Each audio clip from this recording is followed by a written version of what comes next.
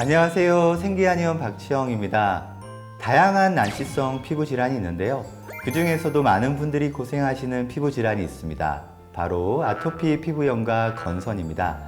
아토피는 지난번 영상에서 설명을 드렸는데요. 이번 영상에서는 건선의 원인과 증상, 그리고 종류에 대해서 설명을 드리겠습니다.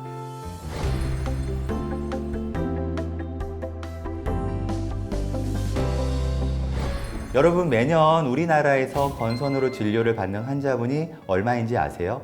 무려 16만 명이나 된다고 합니다. 무척 높은 통계죠. 통계에 잡히지 않은 부분까지 고려하면 훨씬 더 많을 것으로 예상되는데요. 하지만 의외로 건선 환자분들도 건선에 대해서 정확하게 이해하지 못하시는 분들이 많으세요. 제가 이번 영상에서 강조드리고 싶은 것은 건선은 단순한 피부 질환이 아니라 전신 면역 질환으로 이해하셔야 해요. 건선 환자분들은 관절염, 고혈압, 당뇨, 비만 등의 대사성 질환이 잘 발생해요. 그리고 심혈관계 질환과 염증성 장질환의 발생 가능성도 무척 높아요. 그 중에서도 건선 관절염으로 고생하시는 분들이 많으세요.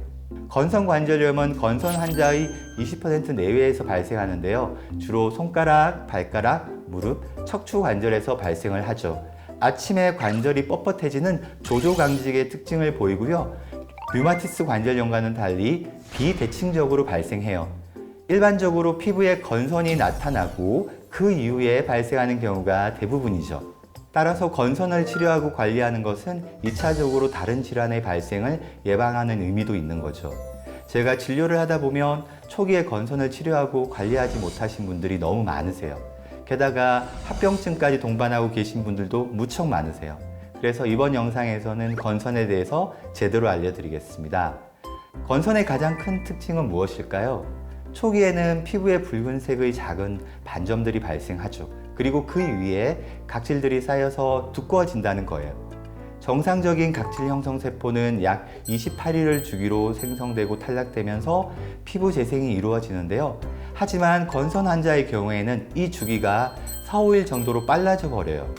기존의 각질 세포가 탈락하기도 전에 비정상적인 각질 세포가 빠르게 만들어지고 쌓이게 되는 거죠. 그래서 결국 각질층이 두껍게 형성되는 증상이 나타나는 건데요. 그렇다면 건선은 왜 발생할까요?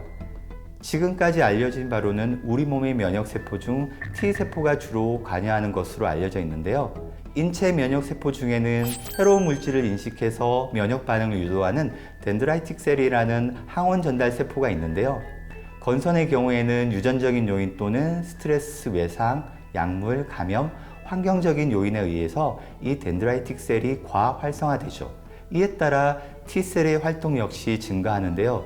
이는 TNF-알파, 인터루킨 12, 17, 22, 23 등의 염증 반응을 일으키는 사이토카인들의 분비를 증가시키게 되죠. 이로 인해 각질 세포의 형성이 과도해지고 염증 반응도 증가하게 되는 것이죠. 요약해서 다시 말씀드리면요. 우리 몸의 면역 체계는 외부에서 해로운 물질이 침범했을 때 이를 방어하기 위해 작동해야 하는데요. 하지만 건선은 면역 체계가 이상 반응을 보여 자신의 피부 자체를 공격하기 때문에 발생한다는 것입니다.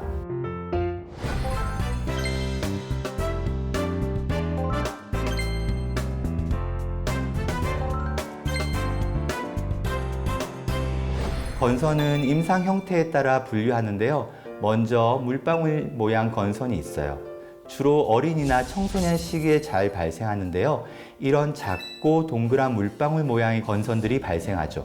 흔히 감기나 편도선염 후에 건선이 생겼다고 하는 경우가 여기에 해당되는데요. 건선 중에서도 비교적 치료가 빠르고 예후가 좋은 케이스죠. 다음으로 판상 건선이 있어요. 건선 중에서도 비교적 흔하게 발생하는 건선이죠. 주변 피부와는 경계가 뚜렷한 넓은 판 모양으로 생기는 건선인데요. 초기에는 크기가 작은 홍반으로 시작해요. 하지만 점점 커지면서 주변의 것과 합쳐지기도 하죠. 인설이 두껍게 생기고 주로 외부와의 접촉이 많은 팔꿈치, 무릎, 엉덩이, 두피와 체간에 잘 생기죠. 특히 두피에 생기는 건선은 지루성 피부염과 감별이 중요한데요. 두피 건선의 경우에는 이마와 두피, 뒷목과 두피와 같이 경계 부위에 잘 생기고 각질이 두꺼워요. 반면에 지루성 피부염은 두피 내부에 잘 생기고 뾰루지나 농이 보이고 가려움이 동반되는 특징이 있어요. 다음으로 손바닥과 발바닥에 농포가 생기는 건선이 있는데요. 농포성 건선이라고 해요. 손과 발에 발생하는 한포진, 무좀 등과 감별이 필요하죠. 보통 농포성 건선은 노란 고름 물집이 발생하고 통증이 심한데요. 한포진의 경우에는 수포가 비교적 맑고 가려움증이 심한 경우가 많아요.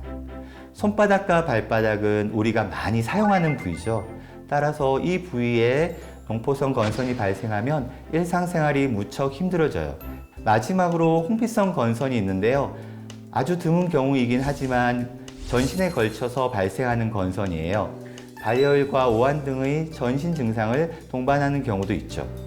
이번 영상에서는 건선의 증상과 종류에 대해서 설명드렸습니다. 건선은 난치성 질환으로 알려져 있지만 충분히 치료와 관리가 가능한 질환이죠. 이후에 건선의 치료와 관리에 관해서도 영상을 만들어 보도록 하겠습니다. 궁금하신 점은 아래 댓글로 남겨주시면 답변 드리겠습니다. 이 영상이 도움이 되셨다면 구독, 좋아요, 알림 설정 부탁드립니다. 시청해 주셔서 감사합니다.